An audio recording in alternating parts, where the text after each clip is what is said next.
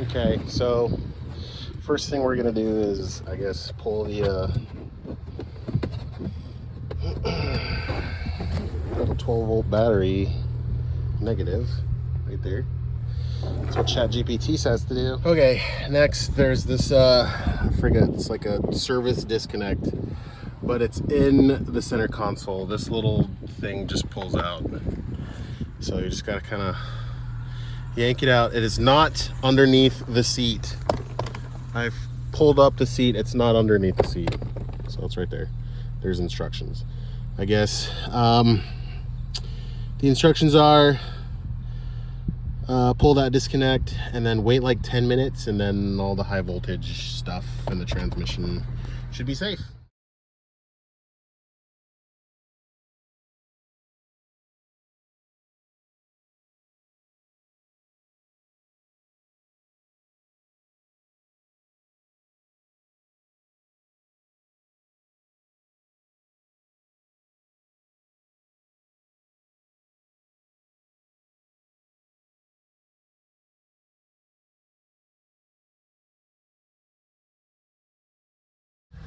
All right, draining the transmission. There's a drain plug right there. There's the plug. So I keep a tote down here. I'm just starting. That's all the stuff that's gonna be under the car, and then another one for above the car. So here's the pan, right? I wanna show you guys something. So there's all these bolts on the side.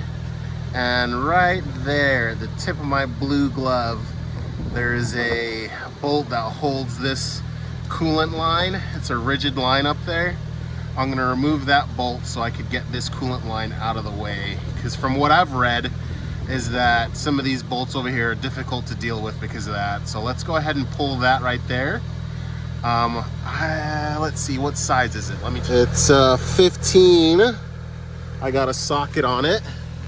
So that coolant line mounting bolt right there at the tip of my finger is 15. Okay, so I am getting the hardest bolt first, which is that one that's out right now. You can see it. Let me zoom in on it. That one. So the reason why that one's hard is you got these transmission cooler lines that run right in front of it. So what I did is I took the coolant reservoirs off of their brackets, took the bracket off of the cross member, I guess the radiator support, and then I got the see, there's a coolant line right here that goes into the side of the transmission, which is underneath the cooling hose. Can't really see it. I took the wheel off. That made it a lot easier, and the lining. And then I took this cooling hose off of this pump. There's a bolt here, or a nut here, and a nut here. So that's sort of free. And then I undid this coolant hose as well. And then I just sort of pulled them up out of the way. You can see them kind of bungeed out of the way. And then pulled this transmission line out of the transmission, which is right here. So it goes in right here. And that is a size 13. So, and that's as much coolant that I lost. There's the transmission fluid. So, shit. So, yeah, it's not too bad once you actually know how to approach it. But yeah, so I got the coolant hoses pulled back. I clipped them off so I didn't lose all my coolant. It's probably actually not that big of a deal. I didn't want to drain the transmission of coolant though, so I got that one clipped off. So yeah, that's how you get that really hard bolt down there. And then the rest should not be too difficult. So I'm gonna get that hard bolt fully out. Yeah, that one right there, that little bitch. Okay, so I'll get that one fully out, and then the rest of them on the bottom, and then I'll work on the top. All right, I got the cover off and the solenoid pack out. I did get a new harness.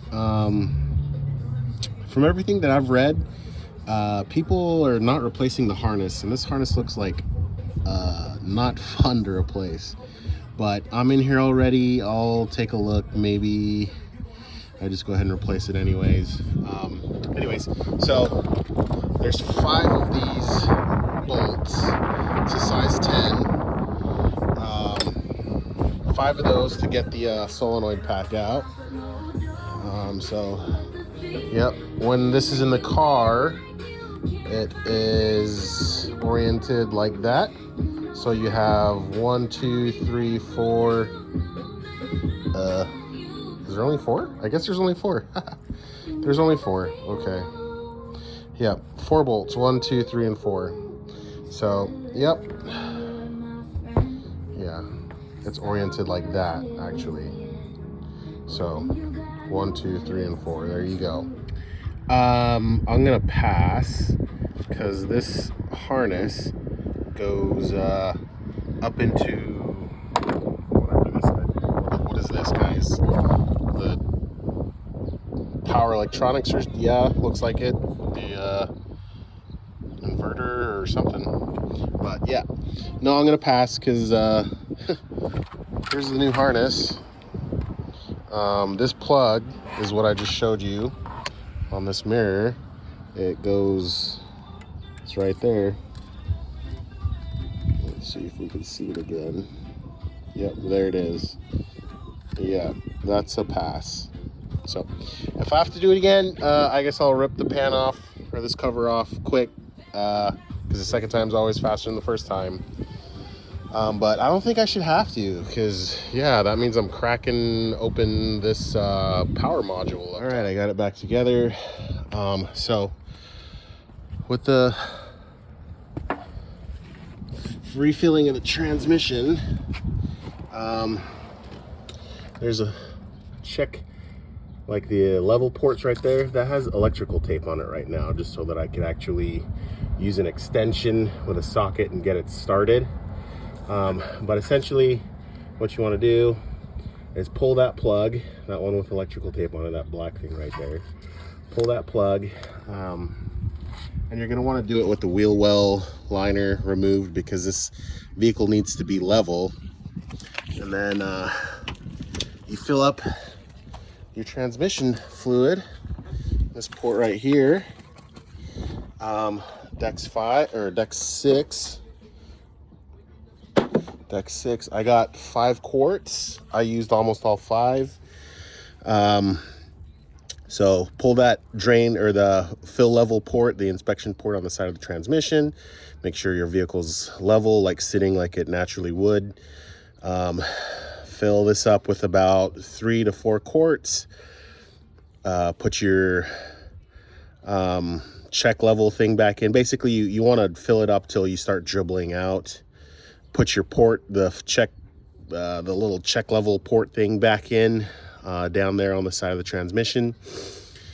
Put this cap back on. Start the car with the hood up, so that the engine starts, and shift through the gears a couple times. Let it warm up all the way up to temperature. Shift through the gears a couple times, and then turn the engine off.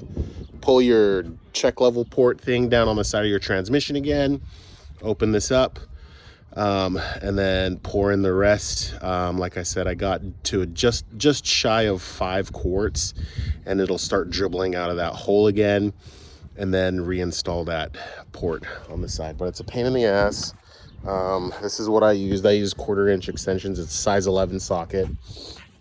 And I put a little electrical tape on that bolt so that I could actually start it from way out here. Because you don't want to do it from underneath the car, because you can't jack up the car. You'll pour all of your transmission fluid out. So, yep, that's that. So I'm going to start it up, take the car for a drive, let you guys know how it goes. All right, kids. I'm just cruising around the block. I'm going to get this thing up to temperature, and then I'll take it out, get it up to speed, and see how it drives. But it started right up. It's running fine. So looks like it's a good repair. And And yeah, I'll drive it for about a week or so, and then I'll check in and let you guys know how it's doing.